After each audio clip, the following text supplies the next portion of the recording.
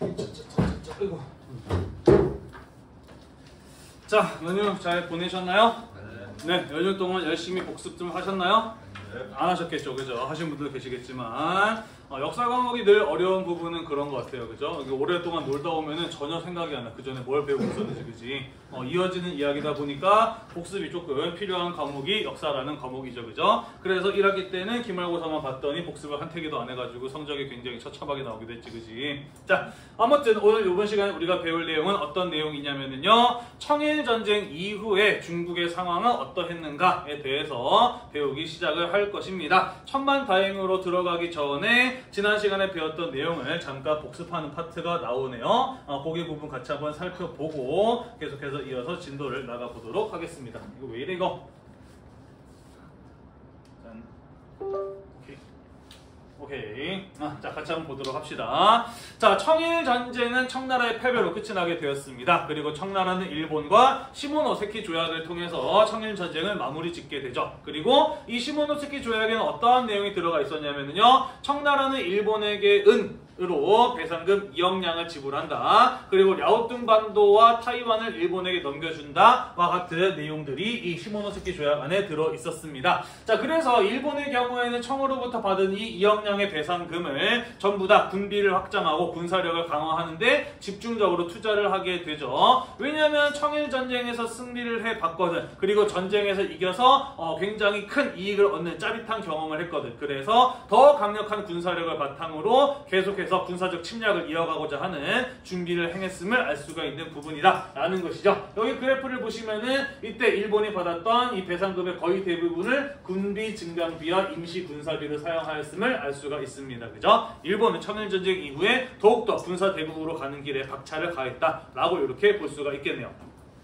이해가 되시죠? 자, 그래서 일본은 청일전쟁을 통해서 얻어낸 이 랴오뚱반도와 타이완을 바탕으로 대륙 침략을 주도해 나가려고 합니다만은 그런 일본의 침략 행위가 한번 제동 브레이크가 걸리게 되죠. 그 사건이 바로 무엇이었냐면은 삼국 간섭이라고 하는 사건이었어요. 그죠? 기억이 나시나요? 네, 랴오뚱반도의 경우에는 굉장히 지리적으로, 경제적으로, 군사적으로, 정치적으로도 중요한 땅이었다라고 이야기를 했습니다. 그래서 일본 말고도 이 랴오뚱반도를 탐내는 나라가 있었으니 그게 바로 러시아였고, 러시아가 주도해서 프랑스와 독일을 끌어들여서 일본에게 외교적 압박을 가하여 랴오뚱반도를 첫나라에게 다시 돌려주게 만들었으니 그게 바로 삼국 간섭이었다라고 이야기를 했습니다. 그죠? 자, 그래서 일본의 경우에는 기껏 청일전쟁에서 승리해서 얻어낸 랴오뚱반도를 다시 청나라에 돌려줘야만 했고, 한편 타이완의 경우에는 계속해서 식민 지배를 할 수 있었다라고 이야기를 했습니다. 자, 그러면서 청일전쟁 이후에 일본의 군사력의 확장, 세력 확장에는 브레이크, 제동이 걸리게 된 것이었다라고 이야기를 하였고요. 러시아가 랴오뚱반도의 이권을 차지하게 되면서 이후에 한반도와 그리고 만주를 둘러싼 러시아와 일본 간의 대립이 이어지게 되었다라고 이야기를 했습니다. 그리고 이것이 나중에 러일 전쟁으로 이어지게 되고 거기에서 승리한 일본이 한반도를 최종적으로 식민지로 장악하게 되었다라는 것을 우리가 지난 시간에 이야기를 했었습니다. 배운 기억이 나시나요? 네. 자, 이후에 일본은 서양과의 불평등 조약을 폐기하고 국내 산업 발달을 시키는 등 러시아와의 전쟁을 준비했고 그것이 이후에 러일 전쟁의 승리로 이어졌다. 그러면서 만주와 한반도에서의 일본이 러시아에 비해서 앞서 나가게 되면서 한반도를 식민지로 지배하게 되었다라는 것까지 우리가 지난 시간에 이야기를 하였습니다. 자, 여기까지 복습이고요. 그래서 청일전쟁 이후에 청나라에서는 어떠한 일들이 벌어지게 되었는지 같이 한번 살펴보도록 하겠습니다. 자, 청일전쟁의 패배는 청나라에게 굉장히 큰 충격이 아닐 수 없었다라는 것이죠. 일단은 일본에게 물어줘야만 했던 2억량의 배상금도 굉장히 큰 돈이었다라고 볼 수가 있습니다. 일본 입장에서는 약 4년치 국가 예산에 해당하는 돈이었고요. 청나라 입장에서도 2년치 국가 예산에 해당하는 굉장히 큰 돈이었다라는 것이죠. 자, 하지만 이 청일전쟁에서의 패배가 청나라에게 안겨주었던 충격은 이런 어떤 경제적인 충격보다 더 큰 충격이 있었으니 그게 바로 정신적인 충격이었다라는 것이죠. 지금까지 중국에서 늘 선진문물을 전해받아서 중국을 뒤따라오던 일본, 우리의 절대로 상대가 될 리가 없다고 생각했던 그 일본에게 전쟁에서 패했다라고 하는 것, 지금까지 중국 역사에서 한 번도 경험해보지 못했던 충격적인 패배였다라는 것이죠. 자, 그러면서 일본에게 마저도 졌다라고 하는 사실은 이 청나라 사람들에게 굉장히 큰 정신적인 충격과 굴욕을 안겨주었다라는 것이에요. 이해가 되시죠? 자, 뿐만 아니라 청일전쟁 이전과 이후를 해서, 이 전후로 해서 이 중국의 경우에는 많은 강대국들에게 여러 가지 이권을 빼앗기고 있었습니다. 항구를 추가적으로 더 개항을 한다든지, 외국 기업이 중국에 들어와서 공장을 만들어서 물건을 생산하는 것을 허용해 준다든지, 철도를 까는 이권, 광산을 개발할 수 있는 이권, 이런 것들을 많은 강대국들에게 넘겨주고 있는 상황이었다라는 것이죠. 아편전쟁 이후에 중국에 진출한 많은 강대국들에게 이러한 이권들을 넘겨주고 있는 상황이었다라는 것입니다. 당장 하나만 예를 들어볼까요? 삼국 간섭 어땠나요? 러시아, 프랑스, 독일이 청나라, 아니 일본에게 외교적 압박을 가해서 랴오뚱반도를 청나라에게 돌려주게 만들었어, 그지? 그리고 가만히 있었나? 아니었죠, 그죠? 러시아는 랴오뚱반도의 이권을 가져갔고, 프랑스는 베트남과의 국경지대의 이권을 가져갔고, 독일은 산둥반도의 이권을 가져갔죠, 그죠? 이런 식으로 서양 강대국들은 청나라에게 계속해서 침략적인 접근을 해서 많은 이권들을 가져가고 있었다라는 것입니다. 뭐 여러 가지 예가 있는데요. 여기 지금 써놓은 거 뭐냐면요, 텐진 조약, 2차 아편전쟁 이후에 크리스트교 포교가 텐진 조약과 베이징 조약에 의해서 가능해졌습니다. 그래서 많은 선교사들이 중국에 들어와서 활동을 하게 되거든요. 자, 그런데 예나 지금이나 낯선 인종이 들어와서 낯선 문화와 종교를 경험하게 되었을 때 어떤 반응들이 나타나게 되나요? 대부분 싫어하고 그에 대한 반감을 갖게 되고, 낯선 이들과 낯선 문화, 종교에 대한 어떤 마찰, 이런 것들이 일어나게 되죠, 그죠? 자, 중국도 당시 마찬가지였다라는 것이죠. 선교사들이 들어와서 자유롭게 선교 활동을 할 수 있었지만은 이에 대해서 많은 중국인들이 반감 같은 것들을 가지고 있었다라는 것이죠. 때로는 오해 같은 것들을 하기도 했고요. 자, 그러면서 선교사가 사망하는 등의 이런 어떤 마찰 같은 것들이 벌어지게 됩니다. 그러면은 강대국들은 어떻게 나올까요? 우리나라 국민이 너네 나라 잘못 때문에 죽었어, 사죄해, 배상해, 이렇게 나오겠죠, 그죠? 그럼 청나라는 그들에게 배상금을 물어줄 수밖에 없겠죠, 그죠? 그런데 나라에 돈이 없다 보니까 배상금을 제때 지불하지 못해요? 배상금 못 갚을 것 같으면 뭐 내놔라? 철도 내놔라, 광산 내놔라, 이권 가져가는 겁니다, 그죠? 아니면 반대로 생각해 볼 수도 있어요. 청나라가 근대적인 개혁을 추진해 나가거나, 아니면 이런저런 사건 등으로 인해서 돈이 모자라, 나라를 통치하는 돈이 없어, 결국에는 다른 나라한테 빌려야죠. 그게 바로 차관의 도입이죠, 그죠? 차관을 도입할 때 어떻게 빌려줄까? 야, 네가 돈 못 갚을 것 같은데 내가 뭘 믿고 널 빌려주니? 라고 이야기를 하겠죠, 그죠? 그럼 어떻게 빌려줄 수 있을까?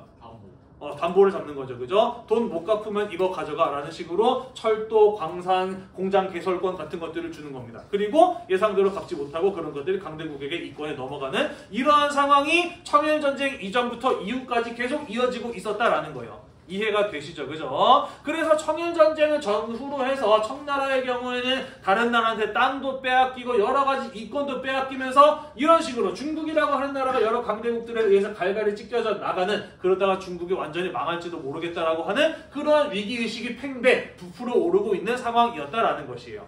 이해가 되시죠? 별로 어려울 것 없습니다, 그죠? 넘어갈게요.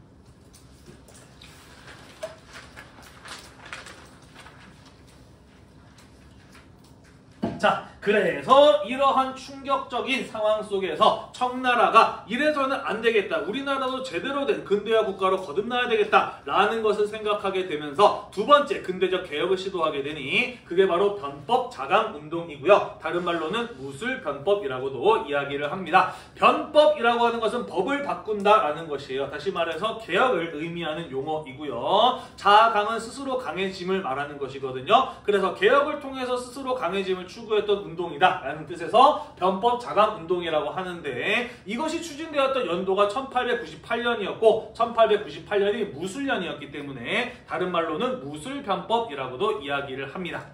자, 이 청나라의 두 번째 근대적 개혁이 시작되었던 배경부터 이야기해 보자면요, 방금 이야기했듯이 청일전쟁의 패배는 그들에게 대단히 충격적인 사건이었다라는 것이었습니다. 자, 그래서 우리는 왜 청일전쟁에서 졌을까를 생각해 보았을 때 청일전쟁 이전까지 중국이 근대화를 추진했던 것 무엇이었어요? 바로 양무운동이었죠, 그죠? 이 양무운동이 제대로 추진되었다라고 한다면 우리가 청일전쟁에서 패했겠느냐? 청일전쟁의 패배를 통해서 무엇을 확인했다? 양무운동의 실패를 확인하게 되었다라고 여러 차례 이야기를 했었어요. 기억이 나시죠, 그죠? 자, 여기에서 우리 한 가지 더 짚어봐야 될 것이 있습니다. 양무운동은 그렇다면 왜 실패했을까? 양무운동이 추진되었던 원칙은 무엇이었죠? 양무운동은 어떠한 방식으로 추진되었던 근대적 개혁이었지? 네 글자로 줄여서 중체서용이라고 했어요, 그죠? 중국의 전통적인 통치 체제는 그대로 유지하면서 다만 서양의 무기와 과학기술만 받아들이려고 했어. 그지? 그러다 보니까 서양의 무기와 과학기술조차도 제대로 소화해내지 못했던 것이고, 그러면서 결국 청일전쟁의 패배로 이어졌던 것이 아니냐라고 하는 부분에 대한 반성이 이루어졌다라는 것이죠. 이해가 되나요? 중체 서용에 대한 반성이 이루어졌다라는 거예요. 자, 그래서 우리나라가 제대로 근대적인 개혁을 하기 위해서는 과학기술과 무기만 받아들일 것이 아니라 무엇도 바뀌어야 된다. 의식과 제도에 대한 개혁도 필요하다라고 하는 것을 인식하게 되면서 추진된 청나라의 두 번째 근대적 개혁이 바로 변법 자각운동 무술변법이었다라는 것이에요. 이해가 되시나요? 네, 이것을 주도했던 사람들은 캉유웨이라든지 그의 제자였던 량치차오 같은 사람들이었습니다. 우리는 이런 사람들 변법론자들, 개혁을 주장했던 변법론자들이라고 이야기를 하거든요. 이 사람이 캉유웨이고요. 그의 제자가 이 사람이 바로 오른쪽에 량치차오입니다. 한자로는 강유위와 양계초라고 이름을 쓰는 사람들이에요. 자, 이 사람들 원래 유학자였습니다. 전통적인 유학자들과 마찬가지로 성리학과 양명학을 공부하고 있었는데 이에 대해 회의를 품게 돼요. 회의를 품다는 게 뭔 말이지? 그래서 이게 맞는 건가? 과연 이게 공부하는 게 옳은 일인가 대한 의구심을 갖게 되었다라는 것이죠. 그러면서 이 사람들이 무엇을 공부하게 되느냐? 공량학을 공부하게 됩니다. 배운 기억 나나요? 네, 나는 사람도 있고 안 나는 사람도 있는데, 청나라 때 어떤 학문이 유행했냐면 청나라 초기에는 사상탄압 같은 게 이루어지게 되면서 고증학, 과거에 일어난 사실을 객관적으로 증명하는 학문인 고증학이 처음에는 유행했었어요. 네, 그러다가 이게 과거의 사실을 객관적으로 증명하는 데에만 초점이 맞춰져 있다 보니까 현실 사회에서 일어나는 여러 가지 문제를 해결하는데 도움이 안 돼요. 그래서 청나라 말에 여러 가지 사회 문제가 일어나게 되었을 때 어떻게 하면 사회 문제를 해결할 수 있을까를 고민하게 되는 새로운 학문이 등장하게 되었으니 그게 바로 무엇이었다? 공량학이라고 하는 것이었어요. 춘추공량전이라고 하는 책을 유교경전을 정통으로 여긴다라고 해서 공량학이라고 불리는 학문이었죠. 네, 생각이 안 나시면 앞에 부분 다시 보시면 돼요. 우리가 문화 파트 할 때 마지막에 나왔던 부분에 보시면 됩니다.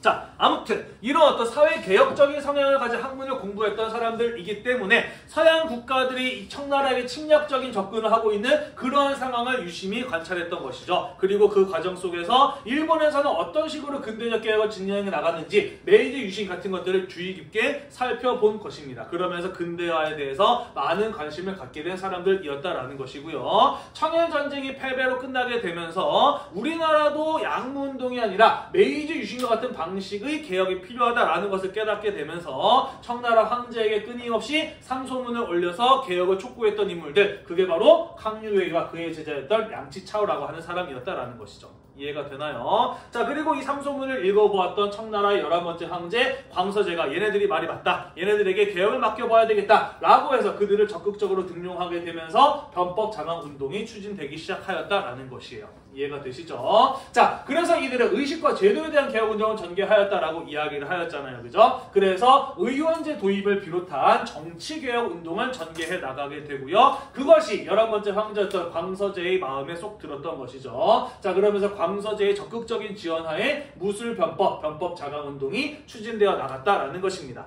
이들의 경우에는요, 행정, 교육, 경제, 법률 등등등 이런 식으로 의식과 제도의 분야에 대한 걸친 전반적인 분야에 걸친 근대화를 추진해 나가게 되었다라는 것이요. 이것은 그전까지 있었던 중국의 전통적인 통치체제를 완전히 갈아엎는 급진적이면서도 전면적인 개혁이었다라고 볼 수가 있는 것이고, 마치 메이지 유신처럼 메이지 유신을 모델로 삼은 청나라의 두 번째 근대적 개혁이었다라고 평가해 볼 수가 있다라는 것이에요. 됐나요? 네. 자, 그러면서 의회 정치를 도입하고 과거제를 개혁했어요. 하지만 내용을 살펴보면 사실상 과거제를 폐지하는 거나 다름이 없는 형태의 개혁이었다라고 볼 수가 있습니다. 또한 근대학교를 설립을 해서 유교적인 전통적인 교육이 아니라 근대적인 지식과 기술을 가르치는 새로운 교육제도 같은 것들을 도입하는 등 전면적인 지금까지 양무운동에서 시도되지 않았던 의식과 제도에 대한 개혁이 바로 이 변법 자강 운동에서 추진이 되었다라는 것입니다. 잘 됐다면 청나라가 부강해질 수가 있었겠죠. 하지만 선생님이 늘 여러 차례 이야기했습니다. 개혁에 있어서 가장 큰 걸림돌은 무엇이다? 그렇죠. 기존의 권력을 장악하고 있었던 보수적인 기득권 세력들이다라고 이야기를 했습니다. 그들은 바로 청나라에선 어떤 사람이 있었느냐? 서태후를 비롯한 보수파들이 있었어요. 그래서 이들이 이러한 이 근대적 개혁이 진행되었을 때 자신들이 권력을 잃을까 두려웠던 것이죠. 그래서 정변, 반란을 일으킵니다. 그게 바로 무술정변이고요. 야심차게 시작되었던 변법 자각운동은 불과 100일 만에 이들의 정변에 의해서 실패로 끝나고 말았다라는 겁니다. 그러면서 청나라의 두 번째 근대적 개혁도 성과를 거두지 못한 채 끝나버리고 말았다라는 것이에요. 됐나요? 네, 이렇게 이야기하고 그냥 다음으로 넘어가도 되는데 사실 여기 부분이 정말 꿀잼이거든요. 선생님이 청나라의 근현대사 부분에서 제일 좋아하는 부분이에요. 원래 모든 드라마는 악당이 나타나야 재밌지 않나요? 악당이 나타나가지고 깽판을 쳐야지 재미잖아요. 그죠? 청나라의 근현대사에 정말 나라를 말아먹은 빌런 둘이 등장합니다. 그게 바로 누구냐면은 서태후와 위안스카이예요. 뒤에도 계속 등장하는 인물이기 때문에 이들에 대한 스토리를 조금 이해하고 넘어가는 게 필요하다라고 생각을 해서 여러분들 교재나 교과서에는 없지만 조금 내용을 가져왔습니다. 메모하고 싶은 부분이 있으면 오른쪽 빈 공간에다가 조금씩 받아 적어 놓으셔도 괜찮을 것 같아요.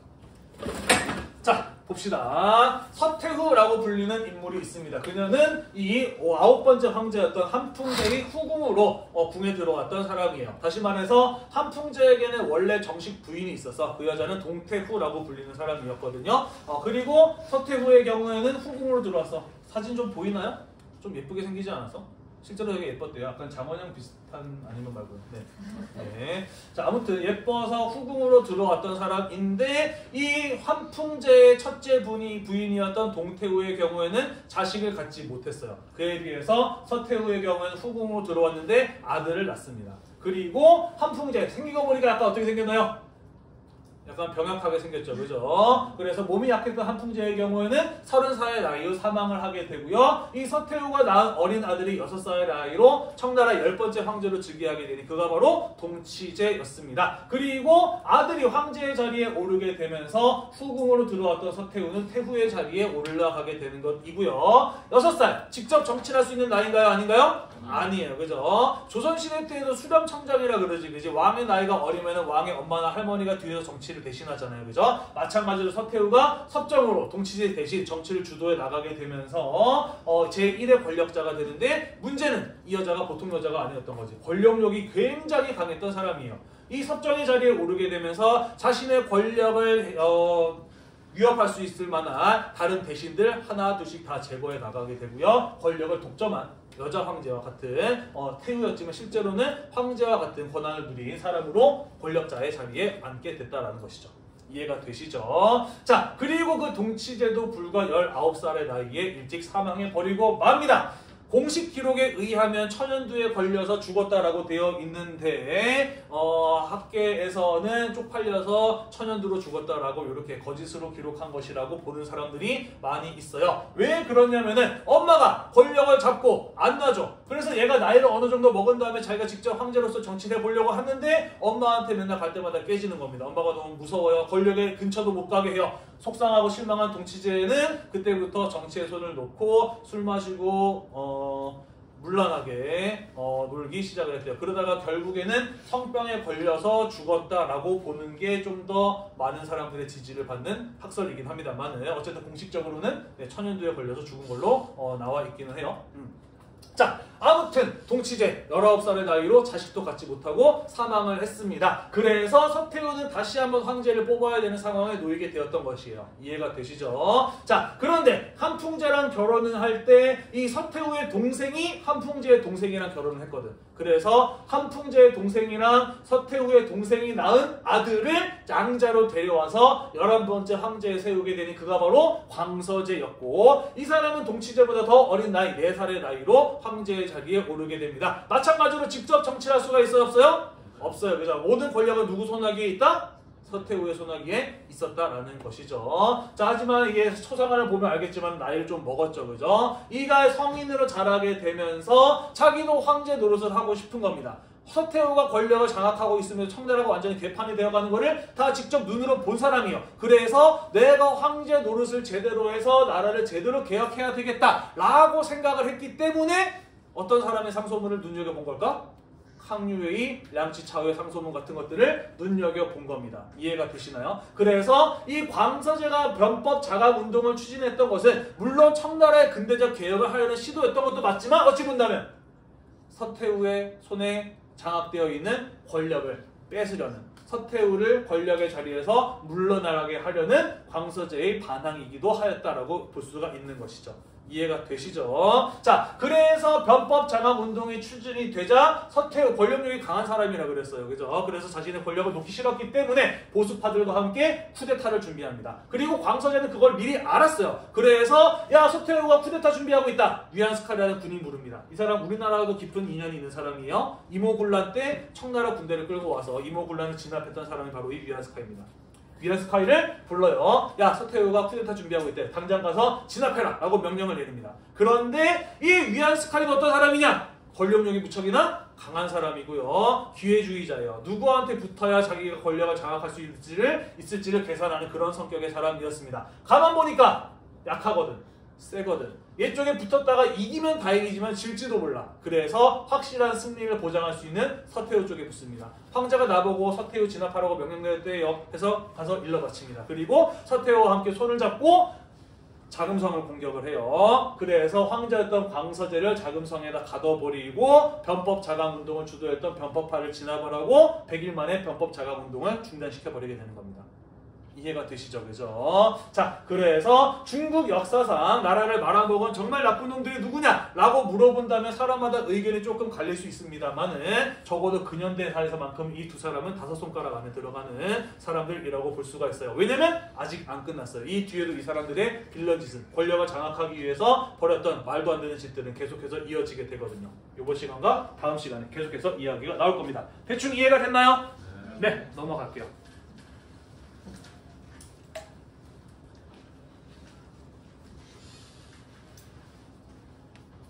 자, 다음 의화단 운동이라고 하는 사건이 일어나게 됩니다. 그리고 이것이 청나라를 거의 망하기 직전의 상황까지 몰아넣게 되죠. 자, 의화단 운동에는 어떤 사건이었는지 이야기를 해보도록 하겠습니다. 자, 중국 사람들은 서양인들과 서양인의 문화, 그들의 종교 좋아했을까 싫어했을까? 싫어했겠죠. 그죠? 아까도 이야기했듯이 낯선 인종과 그들이 가져온 문화와 종교는 늘 초창기에는 많은 오해와 반감을 불러일으키면서 마찰을 빚기 마련이죠. 그죠? 그런데 단순히 그냥 낯선 인종과 문화가 아니야. 이 사람들은 청나라에 침략적으로 접근을 해서 많은 이권을 가져갔던 사람들이잖아요. 그죠?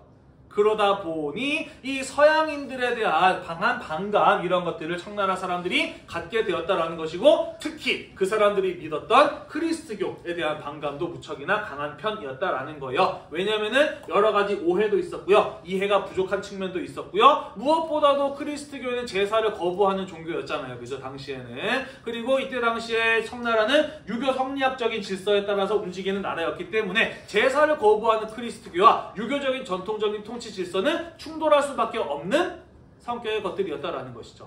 이해되시나요? 네, 그러면서 청나라 사회의 지배층들과도 자주 충돌했던 것이 바로 이 서양인들이 전파하고자 했던 크리스트교였다라는 것이죠. 자, 그러면서 서양인과 서양 종교에 대한 반감이 거세지게 되면서 중국 곳곳에서 반기독교 폭동이 가끔가다 일어났는데, 우리는 그런 사건들을 무엇이라고 부르냐면은 교안이라고 부릅니다. 대표적인 오해에서 비롯된 교안은요, 1870년에 있었던 텐진 교안이라고 하는 사건이에요. 밑에 있는 내용 다 안 쓰셔도 상관없어요. 그냥 어떤 사건이었는지 대충 알고 넘어가시면 됩니다. 자, 텐진 조약에 의해서 청나라의 크리스트교 포교가 허용이 됐어요. 그러면서 많은 서양 선교사들이 들어와서 교회에 성당을 세우게 됩니다. 그리고 이 텐진에서는 이 카톨릭 성당, 그러니까 카톨릭 교회, 그러니까 성당에서 수녀님들이 운영하는 고아원 같은 것들이 복지사업 차원에서 만들어지게 됩니다. 그런데 이 고아원이 만들어졌던 텐진에서 1870년에 4월에서 5월 사이에 유아들이, 어린 아이들이 실종되는 사건이 종종 벌어졌어요. 누가 애들 이렇게 납치해가지? 라고 하는 것에 대해서 사람들이 의심하기 시작을 합니다. 그런데 6월달 가게 되면서 이 텐진 지역에 전염병이 유행을 하게 되거든요. 그리고 이 카톨릭교회 성당에서 운영하는 고아원에 들어온 아이들 가운데 30-40명이 이 전염병에 걸려서 죽습니다. 애당초 고아원에 들어오는 애들은 건강 상태가 어떤 애들일까? 별로 안 좋은 애들이에요. 그죠? 그리고 들어오는 애들 가운데 이미 전염병에 걸려서 들어온 애들도 있었고 고아원 안에서 그게 또 퍼진 겁니다. 자, 그러다 보니까 때마침 유괴 사건이 일어나고 실종 사건이 일어나는 상황에 그 다음 달에 고아원에서 30-40명의 아이들이 전염병에 걸려서 죽는 이런 일이 벌어진 겁니다. 청나라 사람들 뭐라고 오해를 했느냐? 서양 사람들이 들어와서 청나라 아이들을 납치에다가 간이나 쓸개 같은 거 빼가지고 지들이 먹을 약을 만들고 의료 실험한 다음에 죽은 애들 버렸다 라는 식으로 오해를 한 거예요. 자, 그래서 성이 난, 화가 난 군중들, 이런 또 말도 안 되는 소문은 시간이 지나면 지날수록 점점 더 커져 나가잖아요. 그죠? 여러 가지 말도 안 되는 오해들이 막 겹치게 되면서 화가 난 군중들이 성당을 때려 부수겠다고 고아원을 때려 부수겠다고 몰려 들어옵니다. 자, 그래서 청나라 외교관은 당연히 자국민들을 지켜야 되잖아요. 그죠? 그래서 청나라 관리를 불러가지고 지금 군중들이 우리를 공격하려고 하는데 안 맞고 뭐 하는 거냐? 막 라고 따졌어요. 그러면서 중국 관리하고 말싸움을 하다가 열받은 프랑스 외교관이 총을 빵 쐈는데 그게 재수없게 이 중국 관리의 하인의 등에 맞아가지고 죽습니다.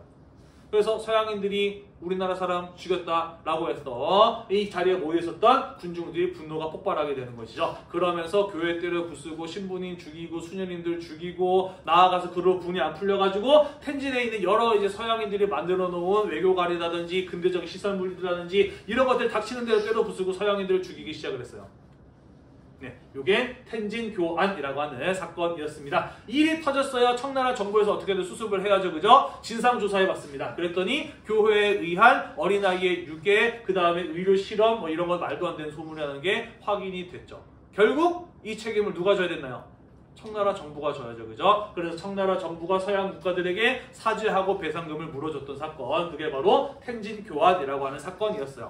요런 유의 사건이 중국 곳곳에서 사실은 벌어지고 있었다라는 겁니다. 이해가 되시나요? 네, 그 외에도 막 여러 가지 오해들이 많았어요. 특히 이제 여기 수업 시간에 차마 얘기도 못할 정말 말도 안 되는 것들 되게 많거든요. 그러니까 이런 거지. 청나라 같은 경우는 어쨌든 유교 성례 국가였으니까 남자와 여자가 한 자리에 같이 모인다는 걸 상상도 못하는 일인 거죠. 그런데 교회나 성당에서는 많은 남자 여자들이 다 같이 모여가지고 문을 걸어 잠그고 그 안에서 예배를 보잖아. 그래서 저 안에 쟤네들이 뭐 하는 걸까? 사람들이 그 안에서 나름대로 여러 가지 상상의 나래를 펼치게 되죠. 그러면서 말도 안 되는 헛소문 같은 것들이 엄청나게 많이 돌아다니게 되고요. 그게 기정사실로 받아들여지게 되면서 교환 같은 이런 또 반기독교 폭동으로 전국 곳곳에서 일어나는 이런 일들이 벌어지게 된다는 거예요. 이해가 되시나요? 네, 우리가 지금 이야기할 이 의화단 운동이라고 하는 것은 바로 그러한 이 서양인들에 대한 서양 종교에 대한 반감의 연장선에서 일어난 대규모의 폭동이었다라는 것이에요. 자, 구체적으로 어떤 사건이었는지 이야기를 해보도록 하겠습니다. 자, 조금 더 자세하게 살펴보도록 할게요.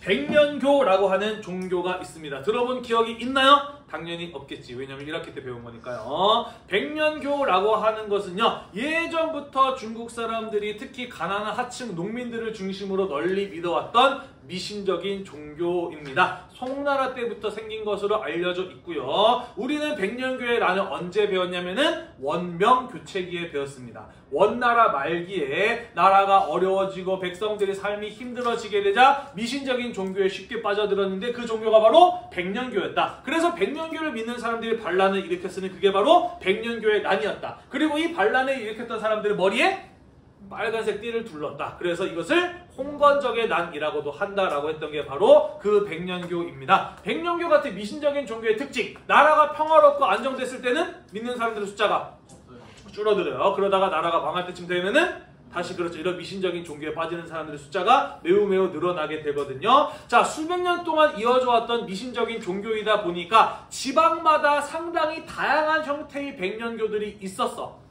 이해가 되시죠? 무슨 말인지. 사실 어떠한 뚜렷한 어떤 교리나 교주를 중심으로 만들어진 종교가 아니야. 그냥 사람들 사이에서 널리 퍼져 있는 미신적인 종교였단 말이야. 그러다 보니까 각각의 지역마다 굉장히 다양한 형태의 백년교들이 있었다고. 그 가운데 한 갈래가 바로 산둥지방에서 널리 퍼져 있었던 의화권교라고 하는 거였어요. 백년교의 한 분파로 산둥지방의 의화권교라고 하는 종교가 있었습니다. 의화권이라고 하는 권법을 수련하는 종교예요. 중국 사람들 무술, 권법 이런 거 되게 좋아하잖아요. 그죠? 그런 거를 이제 종교적인 차원까지 승화시켰던 한 미신적인 종교가 바로 이 의화권교라고 하는 것이었던 것입니다. 이해가 되나요?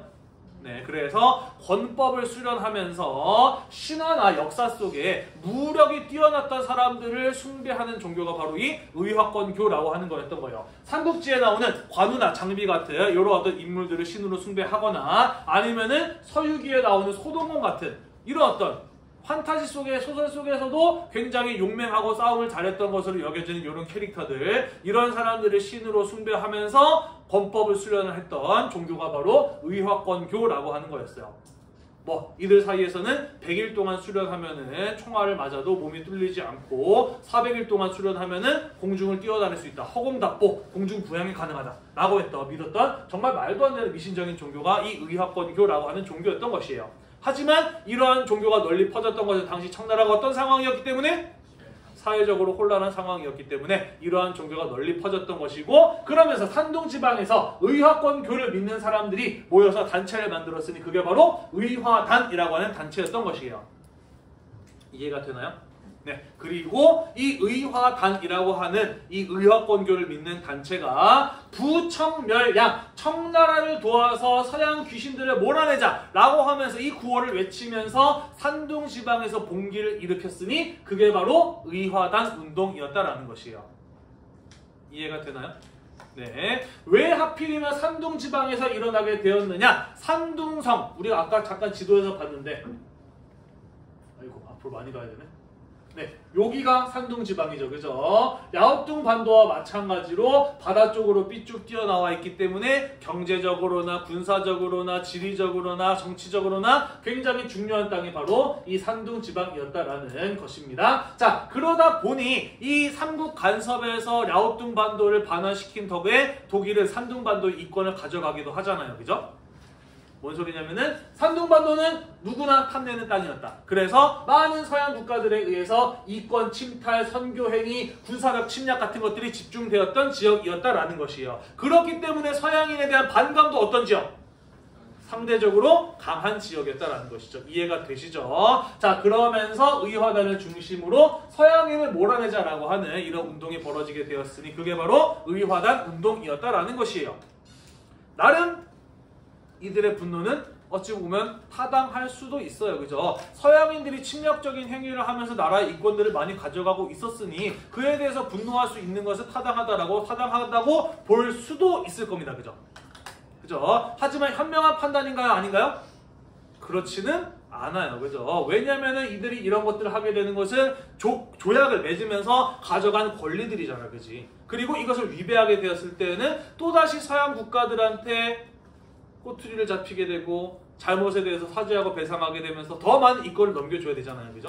그러니까 민중들의 분노는 일어날 수 있었으나 사실은 현명한 판단은 아니었다라는 것이죠. 이해가 되시죠? 무슨 말인지? 네. 자, 그래서 분노한 의화 단원들의 경우에는 서양인들과 근대인들이 만들어 놓았던 교회, 학교, 공사관, 철도와 같은 근대적인 시설들을 공격하고 파괴하는 행위들을 자행하기 시작을 합니다. 이렇게 무섭게 생긴 사람들 곤봉 같은 거, 곤봉, 창 같은 거 들고 다니면서 서양인이 눈에 띄기면은 죽이고 그 사람들이 만들어 놓은 물건들이 보이면은 파괴하는 이런 행위를 벌였다라는 것이죠.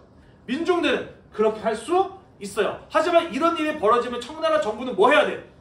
막아야죠. 그죠? 민중들은 말도 안 되는 폭동이 일어났으니까 이걸 막아야 된단 말이야. 그래서 서양 국가들 쪽에서 빨리 청나라한테 의화단을 진압해라 라고 요구를 합니다. 그런데 청나라의 권력자였던 누구?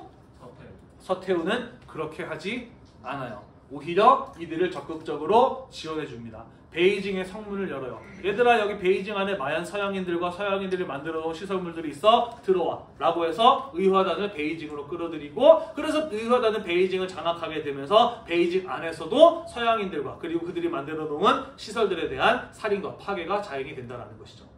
왜 서태후는 이런 짓을 벌였을까? 그 까다가 뭐냐면요, 서양 국가들의 경우에는 이런 제대로 된 판단을 하지 못하는 서태후가 물러나고 광서제 같은 사람이 권력의 자리에 복귀하는 게 그들이 비즈니스하기에 훨씬 더 좋은 상황일 거라고 생각을 했던 것입니다. 그리고 이런 것들을 원하고 있다는 사실을 알았던 서태후의 경우에는 권력의 자리에서 물러나기가 싫었던 거예요. 그래서 의화단을 끌어들여서 서양 세력들을 몰아내고 자신의 권력을 더욱더 안정시키고자 하는 정치적인 미스, 잘못된 판단을 내렸던 것이죠. 이해가 되나요? 됐나요? 무슨 이해되죠? 그죠? 나도 청나라 사람인데 청나라를 도와서 서양 오랑캐를 몰아내자는 이 운동에 내가 동참하지 않을 이유가 뭐가 있느냐라고 하면서 의화단을 베이징으로 끌어들였다라는 것입니다. 자, 서양인들의 반응은 어땠을까요? 처구니가 없죠. 그죠? 이게 뭐 하는 짓이야 싶겠죠. 그죠? 청나라 정부가 자국민들, 중국에 있는 자국민들을 보호하지 못한대요. 어떻게 해야 돼? 군대를 보내서 자기들 힘으로 이 의화단 운동을 진압해야 되겠죠. 그죠? 자, 그래서 중국의 숟가락 하나만 얹고 있는 나라라고 한다면 모두가 다 군대를 청나라에게 보냅니다. 열강 8개국이 공동으로 청나라에 군대를 보내요. 영국, 미국, 러시아, 독일, 프랑스, 오스트리아, 헝가리, 이중왕국, 이탈리아, 일본이 공동으로 군대를 청나라에게 보내게 됩니다. 이들이 청나라에 군대를 보냈던 이유는 두 가지예요. 첫 번째는 뭐 하기 위해서? 자국민을 보호하기 위해서. 두 번째는 뭘까요? 그렇죠. 이에 대한 책임을 묻고 청나라한테 더 많은 이권을 얻어가기 위해서였겠죠. 그죠? 이해되시나요? 네. 자, 잘 훈련된 근대적인 최신식 무기를 가진 8개국 연합군이 조직이 됐습니다. 그들의 숫자는 불과 2만 명에 불과했어요. 이에 비해서 베이징을 장악했던 의화단은 20만 명 정도 됐습니다. 10배가 넘는 숫자였죠. 하지만 이 사람들은 미신적인 종교를 믿는 사람들이고 전통적인 권법 수련을 통해서 종교적인 깨달음을 얻고자 했던 사람들입니다. 상대가 될까요? 안 될까요? 안 돼요. 그죠? 동학농민운동이랑 비슷한 장면이 벌어지게 됩니다. 이들 열강 8개 군대가 가지고 있었던 우수한 무기 앞에 의화단원들의 경우에는 그야말로 가을바람에 떨어지는 낙엽같이 우수수 쓰러져 버리고 맙니다. 일방적인 학살을 당하고 진압을 당하게 되죠. 자, 그러면서 열강 8개국이 자금성을 점령을 하게 되고요. 자금성 안에서 열병식을 거행하는 등 자신들의 군사력을 과시하게 됩니다. 이거는 나라가 거의 망한 거나 다름없는 상황이에요. 그죠? 네. 결국 청나라는 이 상황을 수습하기 위해서 1901년 열강 8개국들과 신축조약이라고 하는 것을 맺게 됩니다. 안에는 어떤 내용이 들어가 있느냐? 그들에게 물어줘야 될 배상금 원금만 4억 5천만 냥이에요. 아까 청일전쟁에서 패배했을 때 일본에게 물어줘야 됐던 돈이 얼마였지? 2억 냥이었거든? 2억 냥? 2억 냥도 많았다라고 했는데 지금 2억 냥보다 훨씬 더 많은 원금만 4억 5천만 냥이고요. 이자까지 치면은 9억 냥에 달하는 돈이었다라고 하고요. 우리 돈으로 지금 돈을 환산해 보면은 14조 원이 넘는 돈이었다라고 합니다. 게다가 이 열강 8개국이 뭘 요구했느냐? 청나라 니네가 지금 의화단 같은 운동이 일어났는데 스스로 진압을 못하고 안 했지 않느냐? 앞으로 이런 일이 벌어지게 되었을 때 우리가 어떻게 너네를 믿고 자국민의 안전을 책임질 수 있겠느냐? 우리 군대가 베이징에 머물러야 되겠어 라고 하면서 신축조약 안에는 외국 군대가 베이징에 머무는 것을 허용하는 이런 내용들도 들어가 있게 됩니다. 수도에 다른 나라의 군대가 머물고 있어. 이거 뭘 의미하는 것인가? 청나라가 그들의 이해관계에 반대되는 정치적인 결정을 내릴 수 있다 없다? 없다는 얘기죠. 그죠? 이야말로 청나라는 거의 반식민지적인 상황에 놓이게 된 것. 그게 바로 의화단 운동의 결과이고 신축조약의 체결 내용이었다라는 거예요.